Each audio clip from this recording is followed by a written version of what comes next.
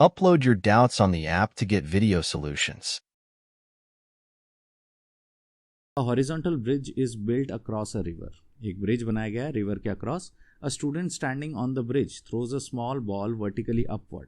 एक बॉल को ऊपर फेंक रहा है. तो एक रफ डायग्राम, ये रिवर है, इसके साइड में एक ब्रिज है और इस ब्रिज के ऊपर एक बच्चा खड़ा है और वो क्या कर रहा है, एक बॉल को ऊपर की तरफ फेंक रहा है. ठीक है भाई.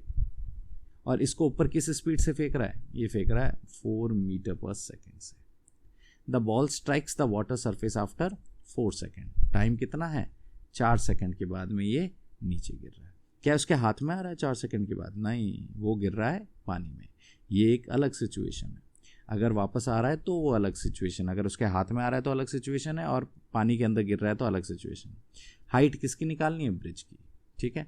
तो इसके लिए डायरेक्ट हमारे पास रिलेशन है कि अगर आप किसी भी ब्रिज पे खड़े हो या मल्टी स्टोरी बिल्डिंग पे खड़े हो या टावर पे खड़े हो, और खड़े होके, जैसे ये बिल्डिंग है और आप इस बिल्डिंग के ऊपर खड़े होके बॉल फेंक रहे हो और ये बॉल ऊपर जाएगी और ये वापस नीचे आएगी और ग्राउंड पे गिरेगी. ऐसा जब सिनेरियो होता है तब हमारे पास डायरेक्ट रिलेशन है कि -h is equals to ut minus half GT². आप ये रिलेशन यूज़ करो और h की वैल्यू निकाल सकते हो. डायरेक्ट आपको हाइट मिल जाएगी उस मल्टी स्टोरी बिल्डिंग की या फिर टावर की, या यहाँ इस केस में ब्रिज की.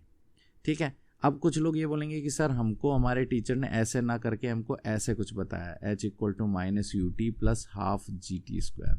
ये भी एक ही बात है, आप दोनों साइड माइनस से मल्टीप्लाई कर दो, आपको आंसर सेम ही आएगा. ठीक है. तो आपको ये अगर बताया तो भी चलेगा और ये बताया तो भी चलेगा, आपको सिर्फ वैल्यू पुट करनी है, आपका आंसर दोनों से सेम ही आएगा.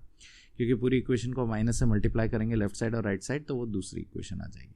तो h की वैल्यू निकाल लेते हैं, u इंटू टी. यू कितना है, 4. ठीक है. और अगर हम वो वाली इक्वेशन यूज़ करें, चलो माइनस से पूरी इक्वेशन को मल्टीप्लाई कर देते हैं, तो h equal to -ut and plus half GT². अब ये भी लॉजिकली सही है. क्यों? क्योंकि अगर आप बॉल को ऊपर की तरफ फेंक रहे हो तो इनिशियल वेलोसिटी नेगेटिव होनी चाहिए. सही है. तो h कितना आ जाएगा, u कितना है हमारे पास, इनिशियल वेलोसिटी है 4 और टाइम कितना है, total time 4 second plus half, और g कितना बोला है क्वेश्चन में बोला है 10 ले लो, तो 10 ले लेते हैं, और टाइम कितना है 4 का स्क्वायर. तो यहाँ पे आ जाएगा -16 प्लस 2 से 10 कैंसिल हो गया, इधर बचेगा 5 इंटू 16. अब 16 5 का कितना होता है, 80. तो -16 प्लस 80. 80 में से 16 चला गया, पीछे कितना बचा हमारे पास बचेगा 10 - 6 इज 4 एंड 7 - 1 इज 64 मीटर. तो इसका हाइट जो है ब्रिज का 64 मीटर ऑप्शन में है हमारे पास. हाँ भाई, ऑप्शन बी है. तो करेक्ट आंसर आ गया 64 metre. Watch the complete playlist on the app Pions. Download the app now.